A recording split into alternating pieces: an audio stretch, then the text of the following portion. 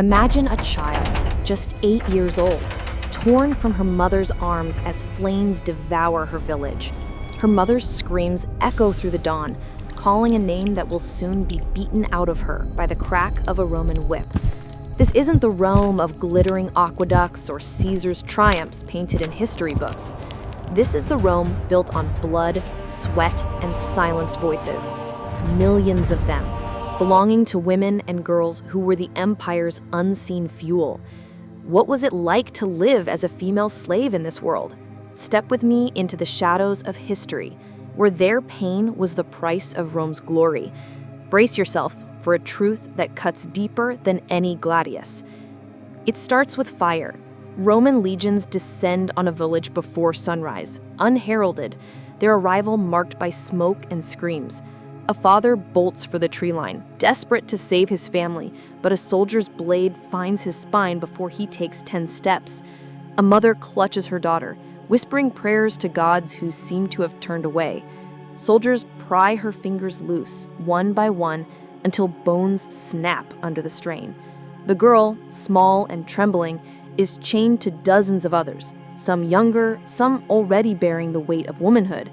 Their bare feet bleed on jagged paths, iron shackles biting into their ankles with every step.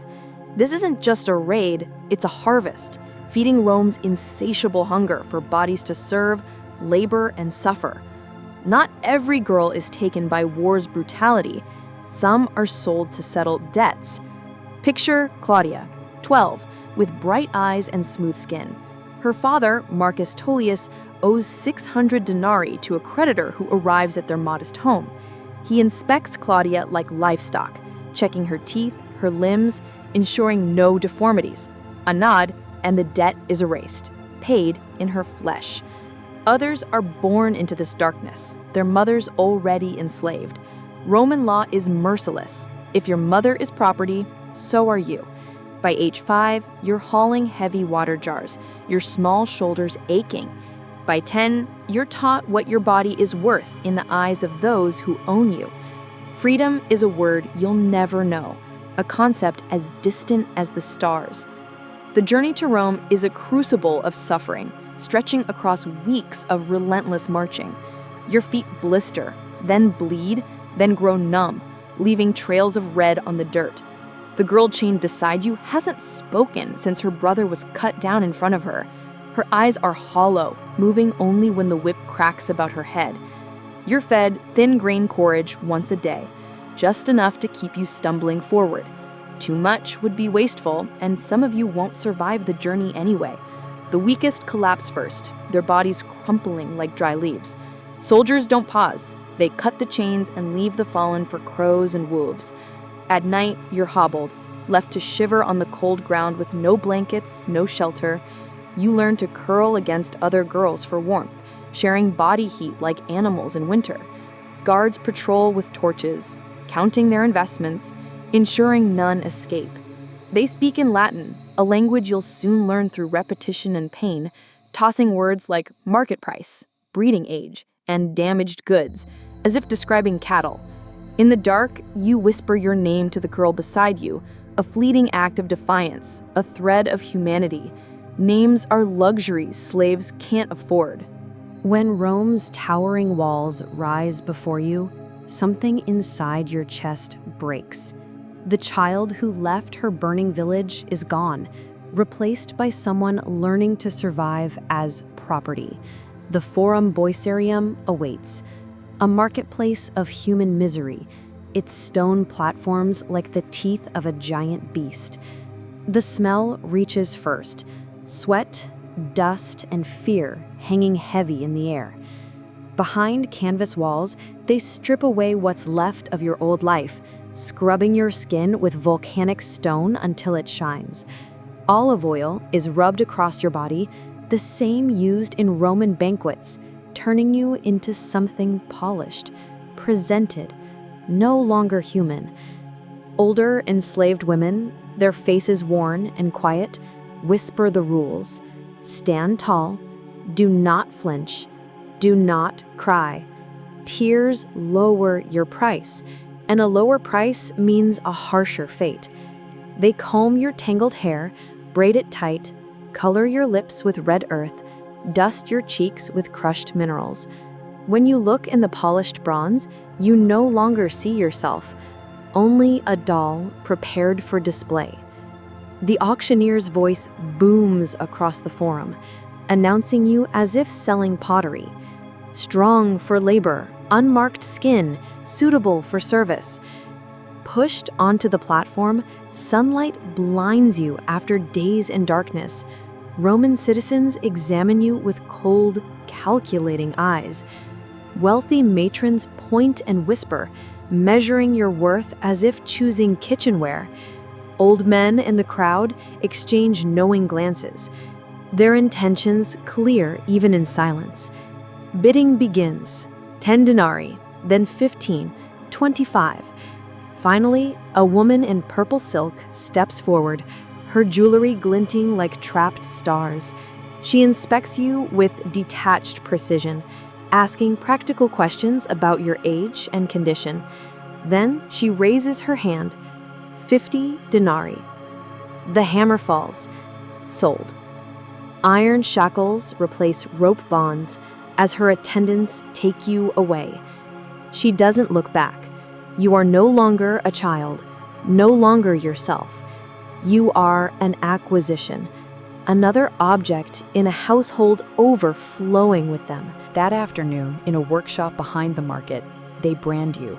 A heated iron rod presses into your shoulder, searing the mark of your owner's house into your flesh. The smell of your own burning skin fills your nostrils, and you bite through your lip to keep from screaming. The brand serves multiple purposes. It marks ownership, prevents escape, and breaks your spirit in one searing moment. You're no longer a girl with a name, a history, a family. You're property, marked as such for all to see.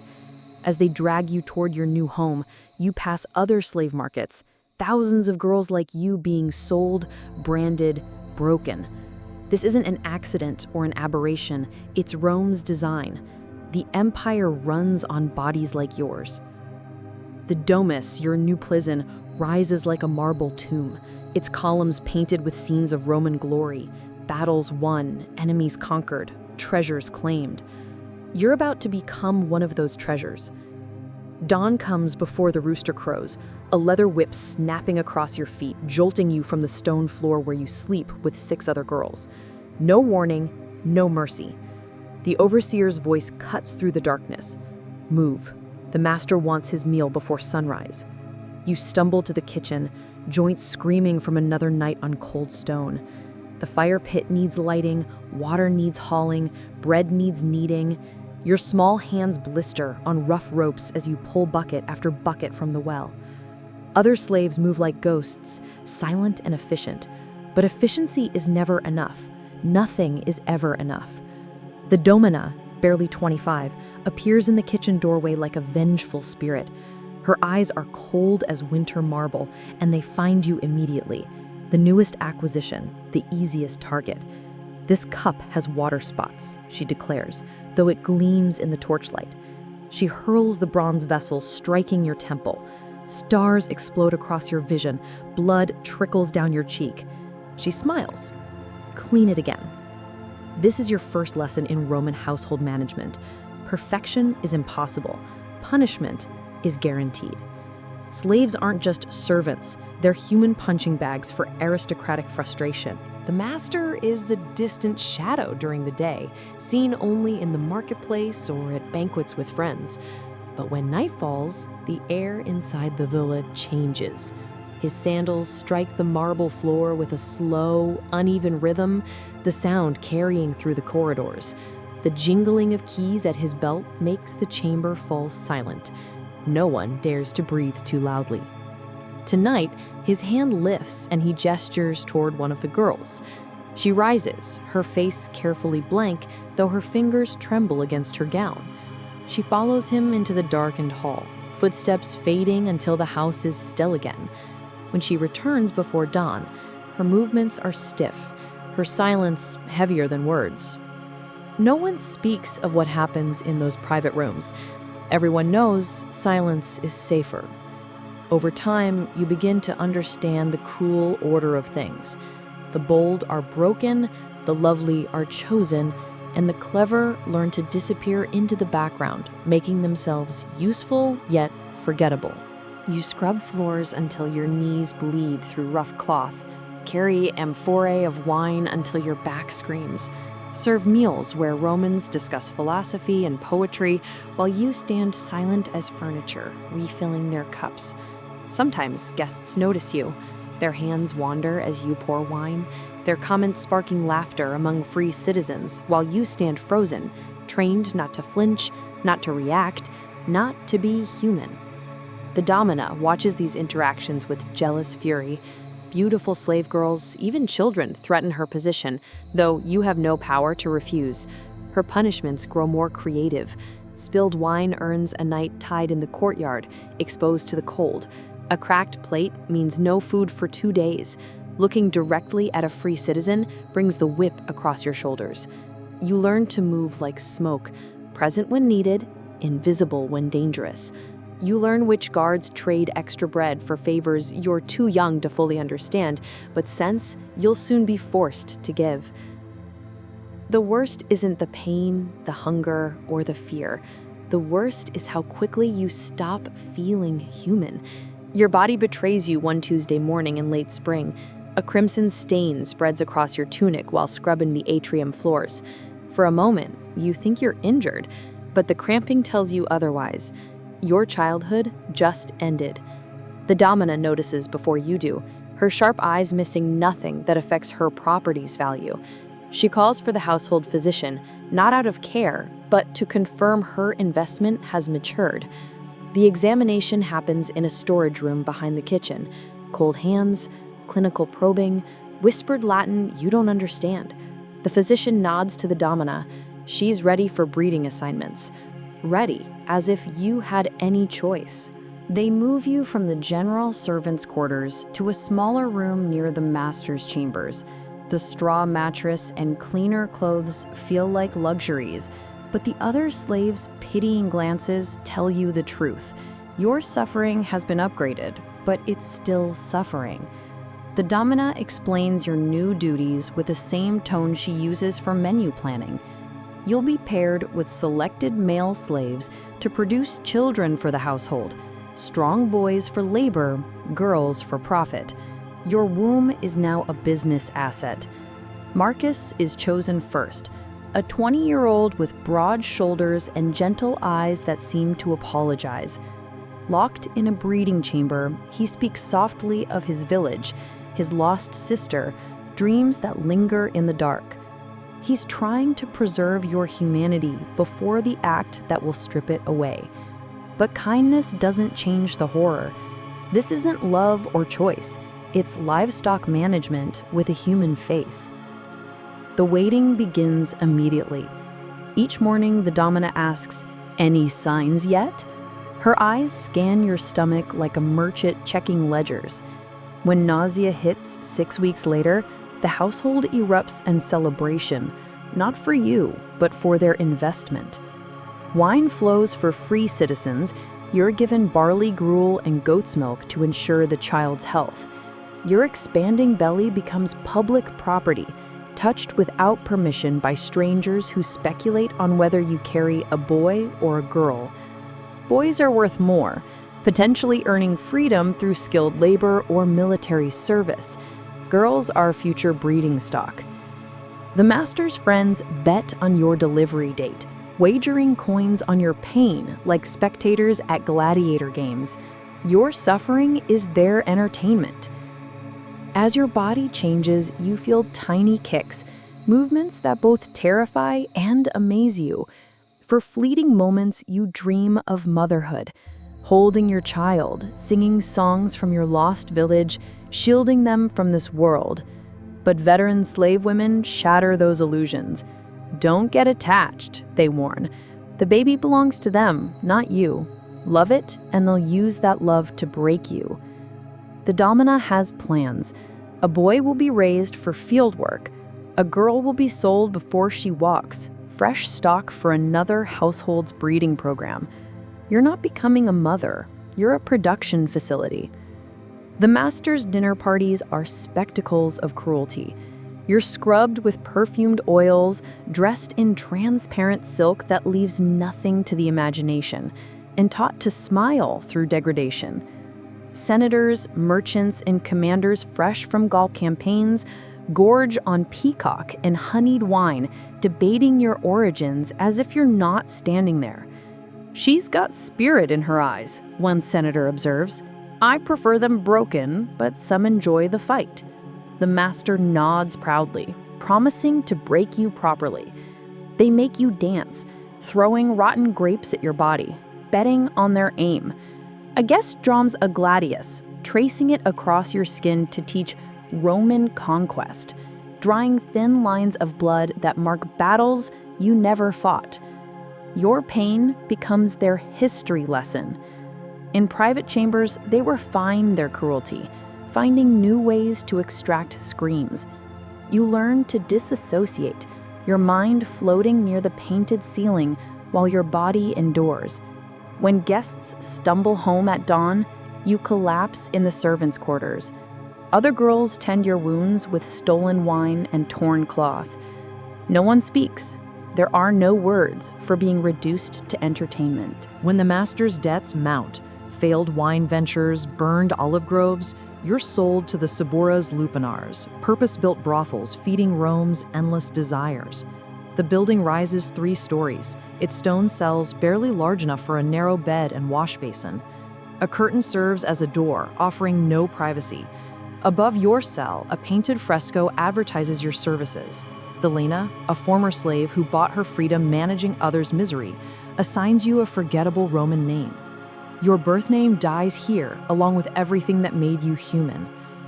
The first client, a baker dusted with flour, pays 2 copper coins and pushes through your curtain without a word. The transaction takes minutes. He leaves without acknowledging you. Others follow, soldiers, merchants, even slaves sent by their masters. You learn to count ceiling cracks to survive, 17 in the corner, 23 along the wall. These numbers become your prayers, keeping your mind separate from your body. The Lena's quotas are brutal, 15 clients daily, more during festivals. Failure means no food, no water, only the whip. Disease spreads like fire, fevers, bleeding, ailments with no names. The Lena offers no care.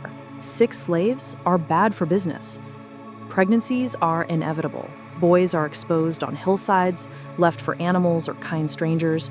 Girls are usually smothered at birth. The Lena can't afford non-productive mouths.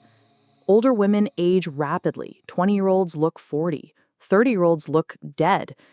The fortunate die before their minds shatter completely. Escape is impossible. The Lena's enforcers patrol the district, and recaptured slaves face branding on the face, a permanent mark of rebellion. Yet resistance flickers. Claudia strangles a client with his own belt and is crucified in the forum. Her screams a reminder that slaves can bite back. Kitchen slaves sabotage with spoiled wine or broken pottery, small victories that preserve fragments of dignity. Escape attempts fail, but stories of Livia, who lived free among Germanic tribes for 3 years, spark hope.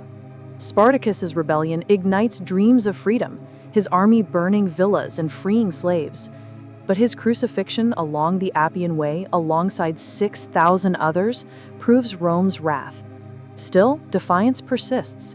Secret prayers to ancestral gods, hidden languages taught to children, coins saved for freedom. Some achieve manumission after decades of service, though freed slaves remain bound to their former masters. Others buy their freedom with coins scraped together over lifetimes. For every success, thousands die in chains, but hope endures in whispered courage. History estimates 5 million women and girls were enslaved in Rome's empire. Their bones, found in mass graves near villas, bear marks of repeated trauma. Pompeii's brothel cells and cramped slave quarters reveal lives reduced to profit. Rome's golden age was built on their suffering, their names erased, their dreams crushed. We admire its roads, laws, and architecture, but forget the human cost. Today, human trafficking echoes these horrors, generating billions while women and girls vanish into exploitation. We study Rome not to judge by modern standards, but to see how civilizations built on cruelty collapse under their own weight. These women's stories, buried for centuries, demand to be heard. Their pain was Rome's foundation and its fatal flaw. If this untold truth stirred your soul, subscribe for more stories from history.